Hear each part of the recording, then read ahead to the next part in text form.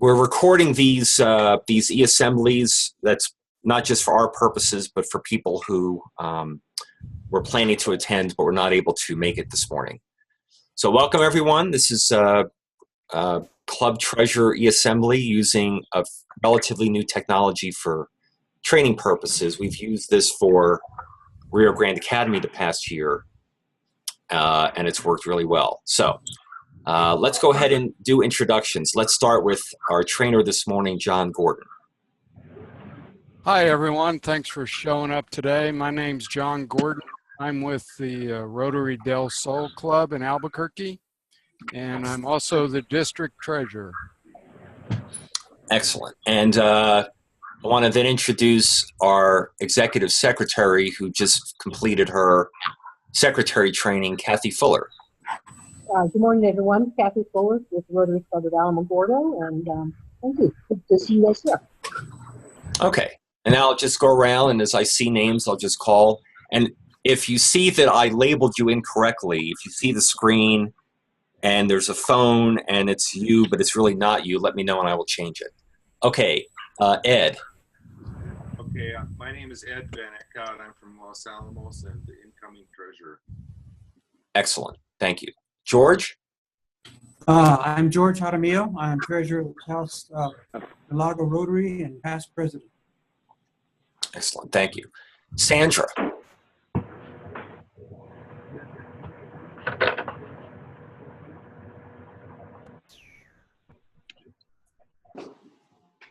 Can you hear me? Yes, ma'am. Yes. Okay. Yes, I'm Sandra Taylor Sawyer. I am with the Rotary Club of Clovis, and I am a past president as well as past assistant district governor as well. Excellent, thank you. Leo? I'm Leo Wood. I'm from Taos Milagro Rotary Club. I am president-elect for this upcoming year. Well, I'm going to be president this upcoming year, and I'm a past treasurer. Excellent, thank you. Luis? Yes, Luis Martinez. I'm with the Rotary Club of East El Paso, and been in Rotary since 1985. Past president of the Lower Valley Rotary Club. That was before it was changed. Excellent, thank you. Lee? Hi, Lee Butler with the Rio Rancho Sunrise Club. I'm the treasurer. Awesome, thank you. Perline? I'm the treasurer with the Carlsbad Rotary, and I'm new to Rotary, and I'm new to being a treasurer. Oh, well, welcome. Brian? Good morning, I'm Brian Baca. I can see you on my computer screen, but we'll be doing the talking through the telephone. I'm at the Albuquerque Rotary, and I'm the treasurer, and I've been in Rotary for about 2.5 years now. Excellent, thank you. Noel? Good morning, everyone. My name is Noel Valencia, and I'm the incoming treasurer for the Del Norte Rotary Club here in Albuquerque. Excellent, thank you. And is there anyone that I'm missing because I've got your name wrong on the screen? Peter Ide. Okay, so let me go ahead and change that. Peter? Ide, I-D-E. Moriarty Rotary. Okay, let me... Okay, so I have you correct now. And Jeff, this is Bob Roush on 280-8092. I'm the president-elect for Albuquerque Del Norte. Okay. So I apologize. We have all these phones, and when we do the phones, we don't get the names. So, okay. Peter, can you speak up? I want to see which box is you. All right, I'm speaking now, and I cannot log on the computer. Okay. I've tried on 2 different ones. All right, so that is you. All right. Okay, so John is going to lead us through this. We will finish at 11:30. When we're finished, later today or tomorrow, I'll send out a survey. We need your feedback on the training itself, but also on how this technology is working. So expect that later this weekend. And at this point, I'm going to turn it over to John. Thank you, Jeff. Well, we've got a pretty small group here this morning, so please jump in here. It'll be a lot more interactive if we do it that way than me just running through these slides and talking about it. So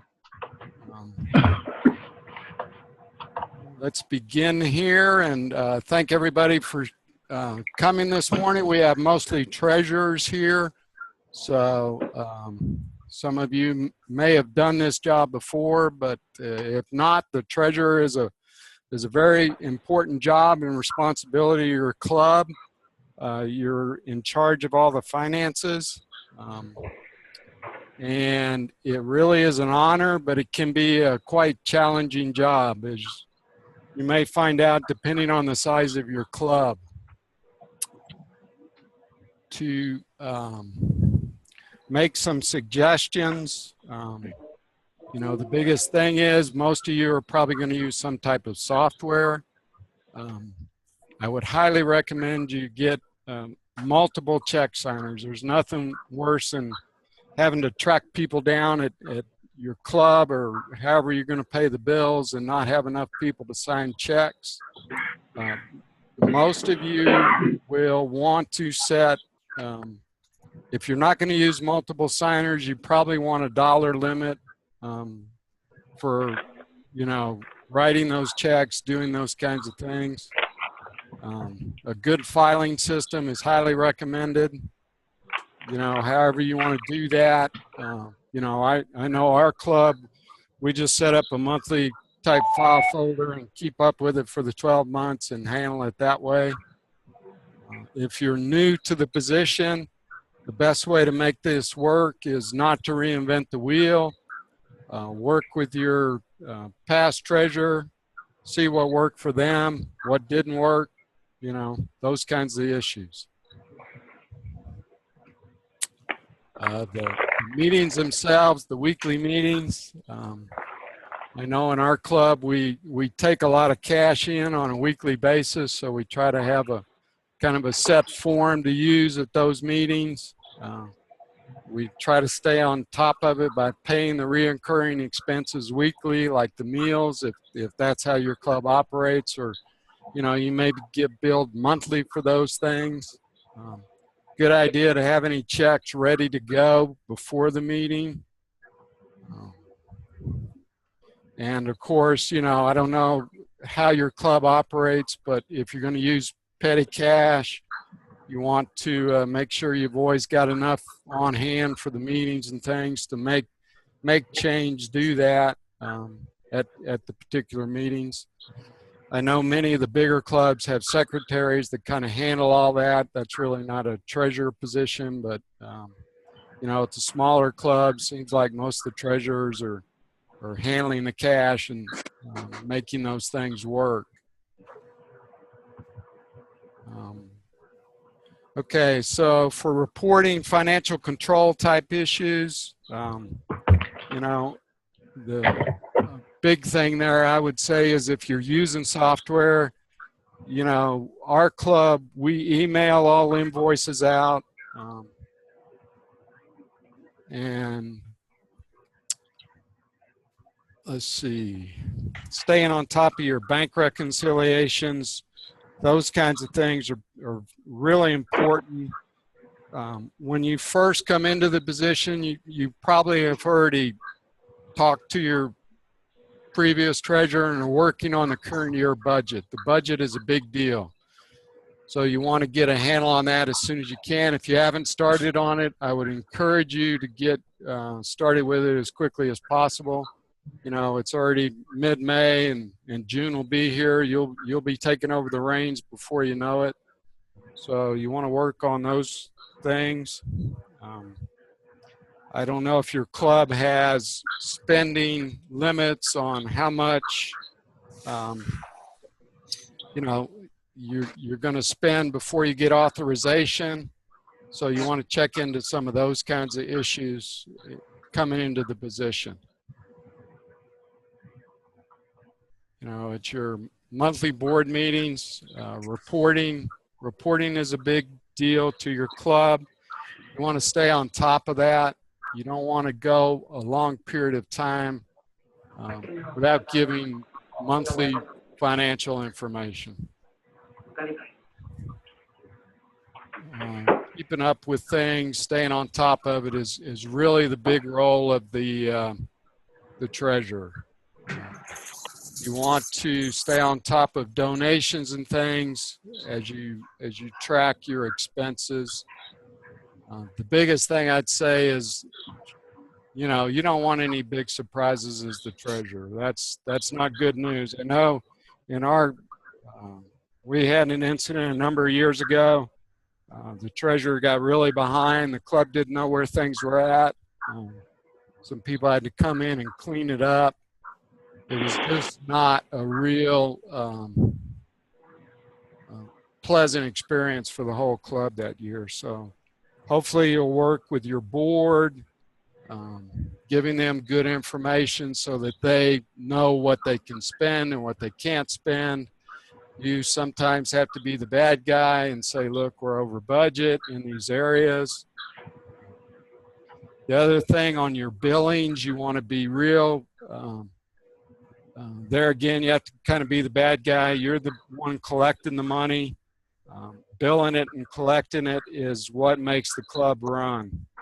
So you don't want to let people get too far behind. You want to send out reminder notices on a pretty regular basis to make sure that, you know, it's much easier in my experience to deal with those people sooner than later that, you know, are behind and not really paying attention to what's required. It's really not fair to those that pay their bills timely to have others lag behind and pay 6 months in arrears, those kinds of things.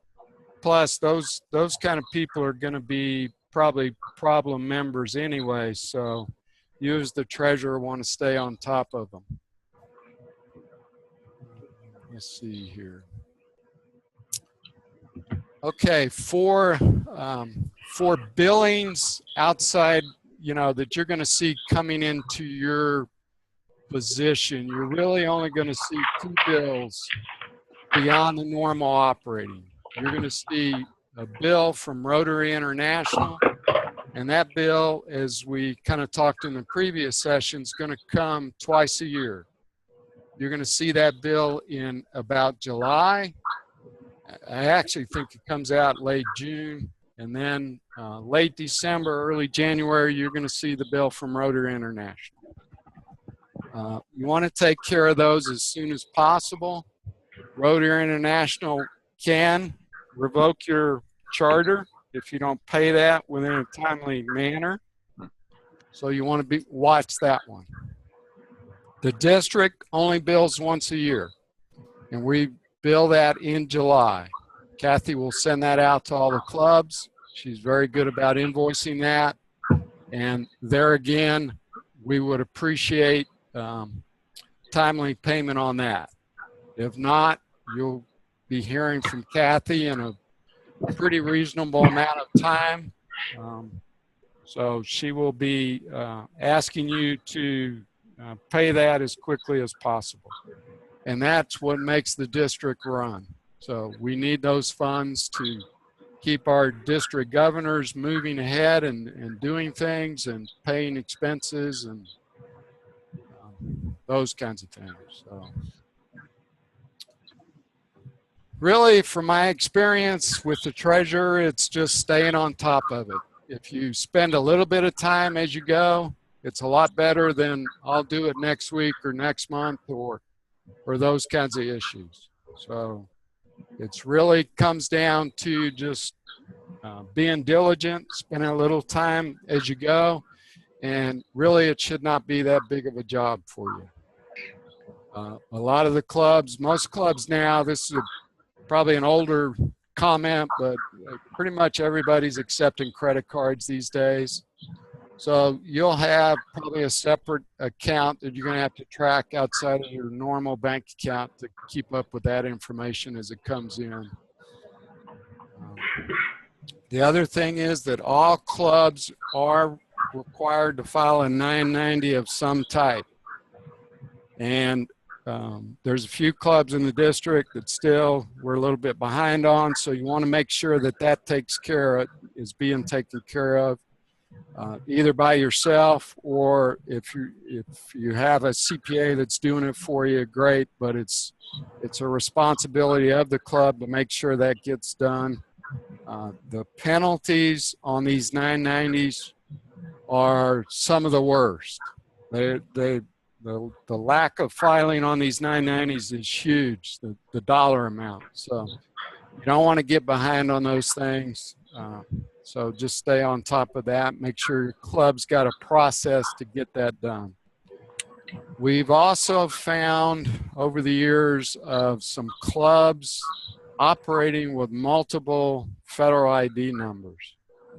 And if that is the case for your club, I would highly recommend you try to get that cleaned up and make sure you've got everything under one ID number as far as your reporting of your bank and all your other activities. Some of the other things to talk about if you're doing grants, any type of grants. I know there was an incident a few years ago within our club we had some grant money and the treasurers were not involved in really tracking and keeping up with that. I would highly recommend you run those through your club. Even though they may be separate bank accounts, that's fine, but you as the treasurer, you definitely want to see that that is being accounted for in a reasonable manner. Those things can be reviewed by other parties. Rotary or International One can come in and request an audit of those grant information. So you as the treasurer want to make sure that those funds are being handled properly and dealt with. Let's see.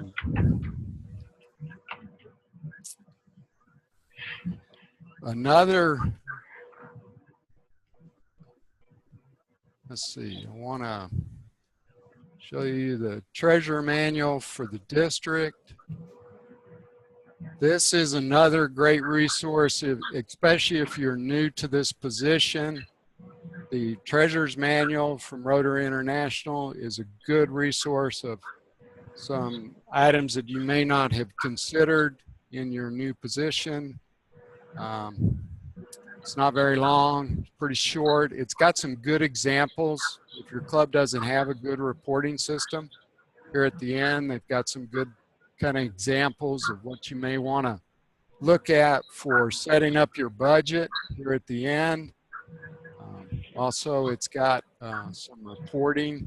I believe, yes, here's some reporting examples of what you might look at for how to set up your reports. If you're not using software, spreadsheets will work. If your club is not very large, you might be able to use Excel to do it all, I would say, but your club really ought to look at buying some software that can be moved around, so that history can be kept and just makes the whole accounting process easier for you. Let's see.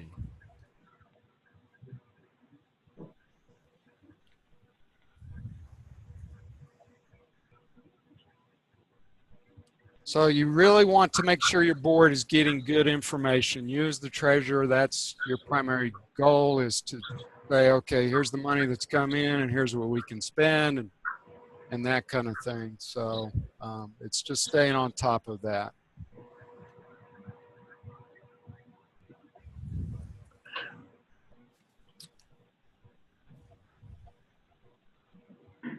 So going back, go back to the slides.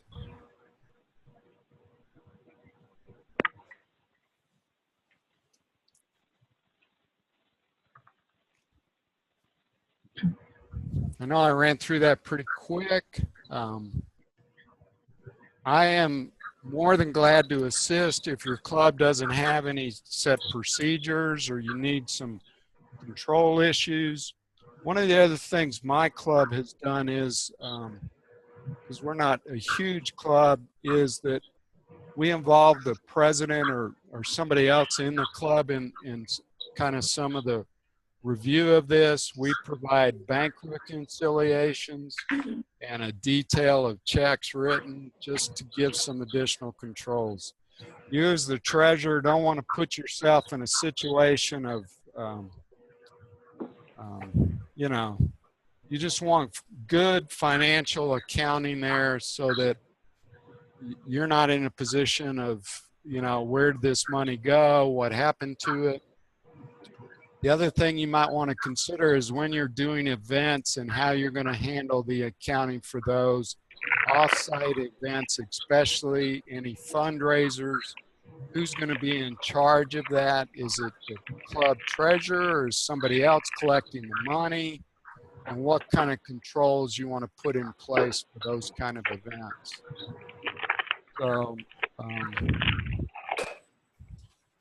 that's really about all I can come up with. Does anybody have any questions or concerns about this new position that you may be taking on? Hi, John. This is Noelle. Is it possible to get a copy of the PowerPoint presentation and Yes, also ma'am. a copy of this last booklet that you just showed as a resource? Yes, we can definitely email all of that out to everyone. Yes, ma'am. Mm-hmm. I would love that. That would be very handy Okay. and helpful. Okay? Great. Sure. Hey, John. Can Yes, you hear me ma'am. okay? This is Sandra. Mm-hmm. And one of the things, this is be my second year serving as treasurer. Uh-huh. When I came Wow. on last year. Good for you. Thank you. When I came on last year, the preceding treasurer had already prepared the invoices for this fiscal year, and payments had already been received for the membership dues and things. And I am just having a hard time trying to present a clear financial statement for the current fiscal year. Right. I'm always having to go back and pick up June of 2015 so that we can see all those membership dues that were made. And so I'm just wondering how other treasurers are handling that, or are you just having everybody just pay come July 1? If you could address that, or someone else. Sure. Well, just from my perspective, I don't know how anyone else feels. I would suggest if they are really prepaying their dues for July, that it not be run through the current year P&L, that you treat it as a prepaid item so that it shows up in the right fiscal year. Okay, so just leave it on the asset side of it. Yes, ma'am. Okay. I would That think makes that sense. would, yeah, because of the way you budget and things, I think that would be a much better treatment of it than to, because otherwise, like you say, you're always trying to play catch up and, you know, but if you're going to budget it that way from July to June, I would say anybody that prepays that, which that's great, you guys are doing that. Most, you know, our club, we don't bill till July, so that's great. You're kind of jumping out in front of it. Yeah, we're just trying to collect all the money so we won't have Sure. to come up with it for those folks who decide not to pay or don't Well, want to. yeah, and then you've got the Rotary invoice does come out in July, so that's great. You've got the money to pay it right away. So and I know Okay, that that's- makes sense. Thank you. I should have known that. But Yeah. Thank you. Yeah, no problem at all. No problem at all.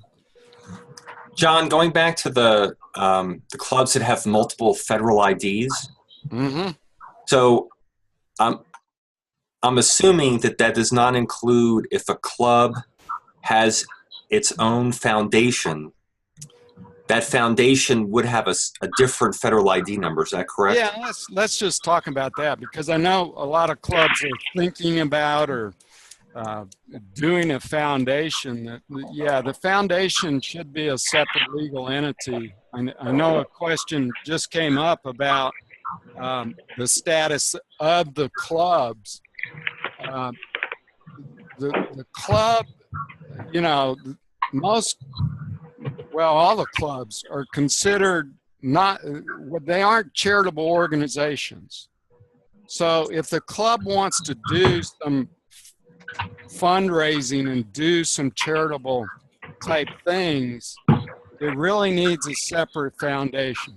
And that is a separate legal entity that falls under that magic IRS code section 501c3 charities. The clubs are viewed as social clubs, basically. So yeah, but that's a good point, Jeff. If you do, the foundation should have its own separate ID number and run separately. And I would highly recommend you have a separate treasurer. I don't think it would be good unless your club is just so small that you don't have people available. But I would make separate treasurers for both. And that's the way our club does it. We don't commingle those positions. So how do the clubs have multiple federal IDs? How did that happen, or how does that happen?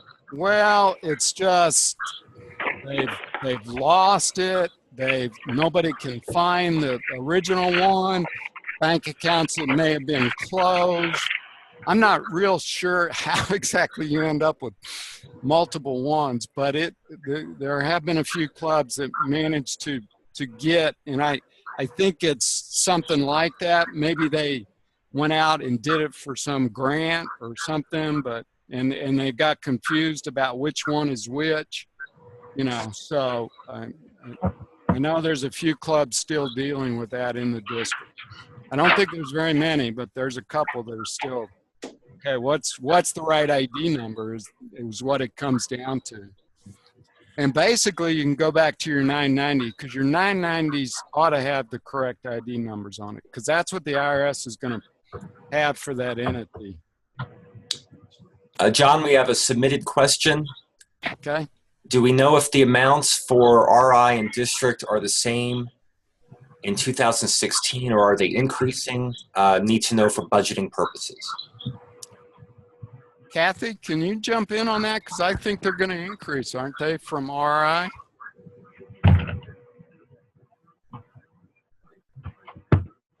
Is Kathy still there?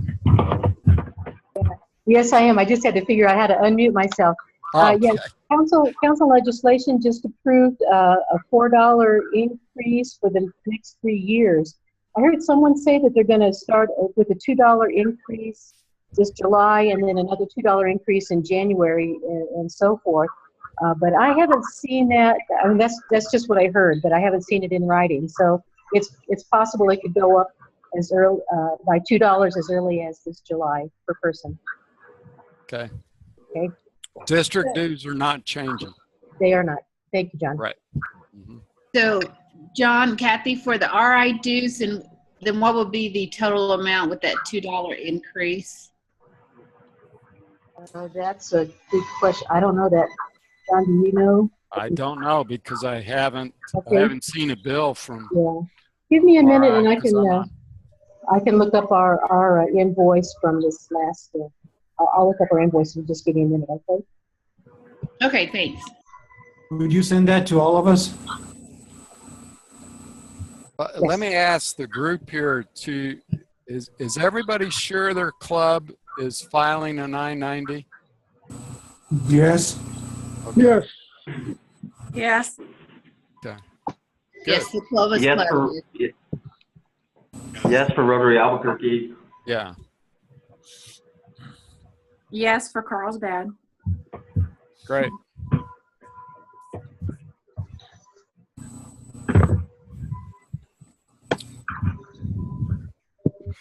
Okay, well, if I am here to help, I've got my contact information in the slides. I'm happy to help any clubs. I'm working with a few clubs on getting some 990 information straightened out. But if you have issues, Kathy and I both we're more than glad to help with anything we can as far as any procedures, anything we can lend assistance to. This is George from Taos. Do you recommend a particular software program? Boy, George, the number one primary software just in what we're seeing is, and the reason I'll say QuickBooks, and the reason I say that is a whole lot of people know a whole lot about QuickBooks. It's probably the number one small software business accounting package out there. It's pretty easy to use. So I would say QuickBooks would be the number one choice for most of the clubs. Yeah, we've been using QuickBooks for a number of years, but I just wanted to verify. Thank you. Sure. Kathy, were you going to try to bring up your RI invoice, or do you have something you were looking at for the group? A minute.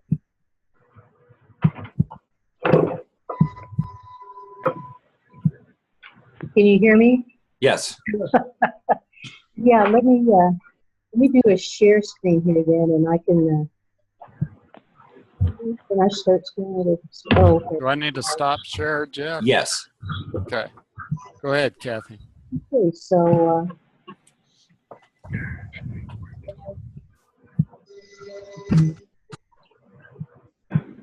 oh, sorry guys, let me hang on a second. Okay, so can you see this? Not yet. Nope. Okay.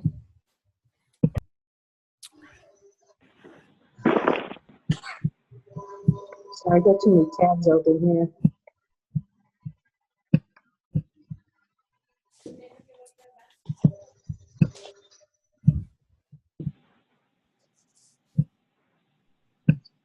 Okay, so okay, here we go.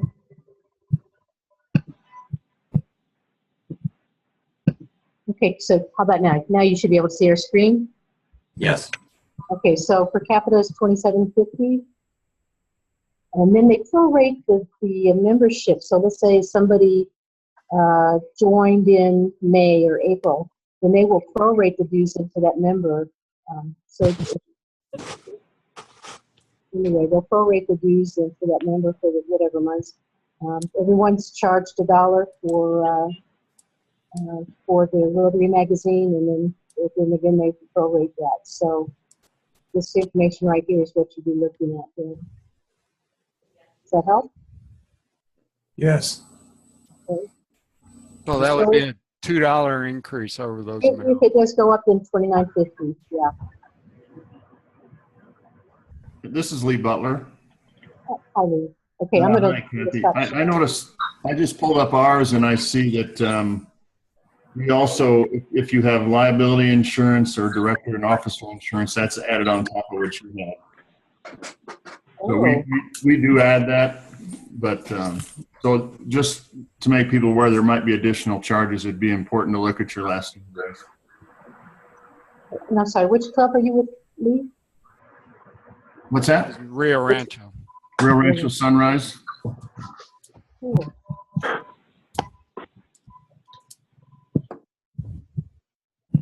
Yeah, that is a good point, Lee. There might be some other things on those invoices. So Is that the club invoice though, or RI invoice? It's the RI invoice. yeah, because you can get insurance through them, Kathy. Okay, that's good to know that. So those clubs that don't have any insurance, you might want to, if you think you want to look into that, that might be a good place to add a little bit of insurance to protect the board. I thought that was assumed by RI if you were a charter member. Well, I don't know. May I jump in on that? Yeah. Yes. We just had this conversation in our club, Rotary Club of Alamogordo, and so we've been paying for liability insurance for board and for many years, and then we then looked at the coverage that's offered through Rotary International and compared it with the insurance coverage that we've been paying for. There is a duplication.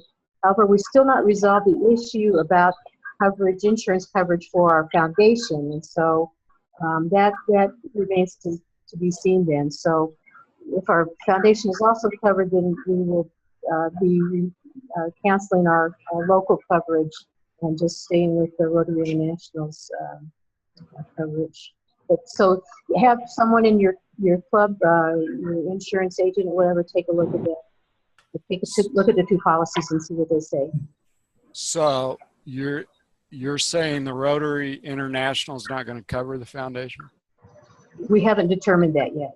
Okay. My guess is it probably won't, but I don't know that for a fact. It would make sense they wouldn't want to take on that. Okay, this is George again. It doesn't cover the foundation, but it does cover the club. Yes. I'm lost. Yes, with the Alamogordo situation, that is correct. So the Rotary International policy is found on the website, the district website, Rotary5520.org. Look under administration, district, and then you can pull up the policy. Okay, thank you. So, if you have trouble, George, let me know and I can email that to you. Okay, thank you. Yes, sir. So just to be clear, though, there's a certain amount of coverage because we are a Rotary Club, but Rio Rancho Sunrise is purchasing additional coverage. Is that beyond what Rotary International just provides because we're part of Rotary? We have directors and officers insurance, which is $40 cents a person, and then general liability, which is $224 a person. Okay, so that's above and beyond what they would cover generally. Yeah, we want to make sure we don't mess something up. Gotcha. You know, we got Rick Akins in our club. Yeah. Say no more. Are there any other questions? How soon can we get a copy of this presentation? Why don't I email it to Jeff, and that way when he sends out the survey, everyone will have it?